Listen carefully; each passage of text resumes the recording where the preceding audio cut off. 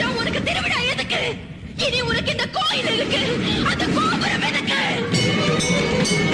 தீக்குள் பொங்க என் ஆக்ரோஷம் தீயன மாறிடும் முன்னே